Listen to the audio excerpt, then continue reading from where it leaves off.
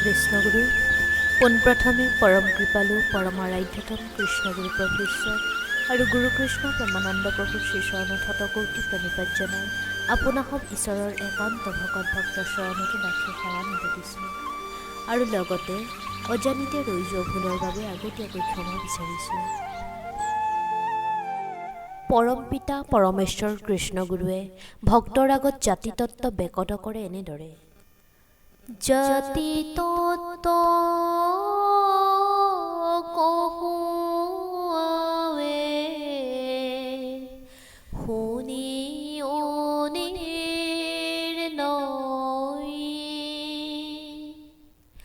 অহবে ব্ৰহ্মৰেখে অংশ জানিবানি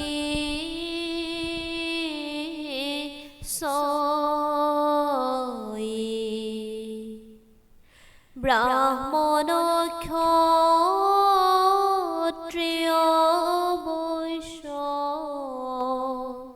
শূদ্ৰ চাৰি জাতি অদেহত বুজিবা হবে কৰি পৰি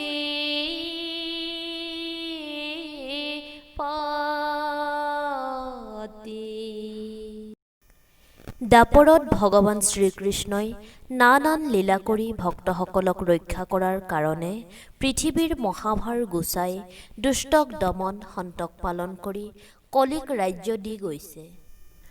কলিৰ শেষত সত্য শুদ্ধ শান্তি সত্য শৌচ ক্ষমা দয়া সম দম ধৰ্ম কৰ্ম লোপ পাব।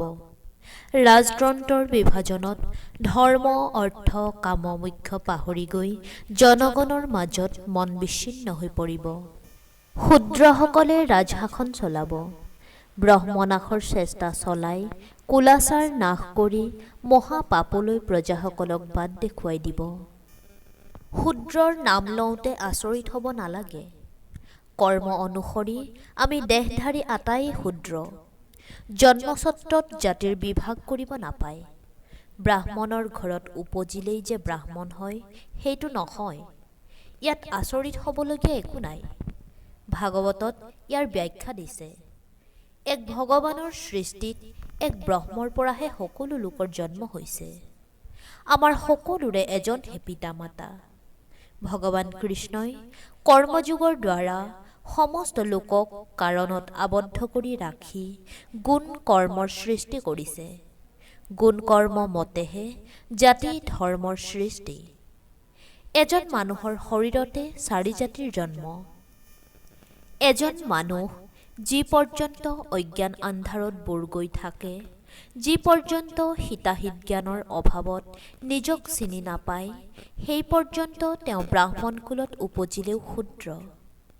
এজন মানুহে যেতিয়া ঈশ্বৰ চিন্তাৰ দ্বাৰা সমস্ত লোককে ভগৱানৰ সন্তান বুলি বিবেচনা কৰিব পৰা হয় আৰু আত্মা ব্যৱসায়ত লিপ্ত থাকি পৰহিতকৰ কৰ্ম কৰি যাবলৈ সমৰ্থ হয়, তেতিয়া তেওঁক বৈশ্য বোলে। ছয় ৰিপু একাদশ ইন্দ্ৰিয় দমন কৰি যি লোকে যুদ্ধ কৰাৰ শক্তি লাভ কৰিব পাৰিছে তেওঁকে ক্ষত্ৰিয় বোলে।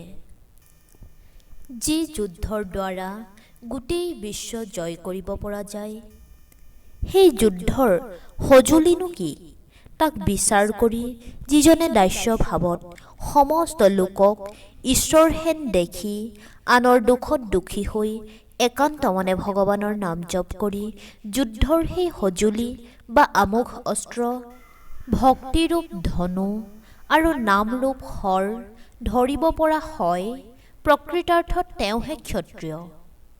যি লোকে সত্য শুদ্ধ দয়া ক্ষমা সম দম তপ শৌচ ঋজু আস্তিক্য জ্ঞান আৰু বিজ্ঞান এই দ্বাদশ গুণ অধিকাৰ কৰি ভগৱানৰ নামত একনিষ্ঠ হৈ লোকহিতকৰ কৰ্ম কৰি নৱভক্তি অতিক্ৰম কৰি নিৰ্গুণ সেৱা লৈ ব্ৰহ্মক লাভ কৰিব পাৰিছে, তেওঁকে ব্ৰাহ্মণ বোলে।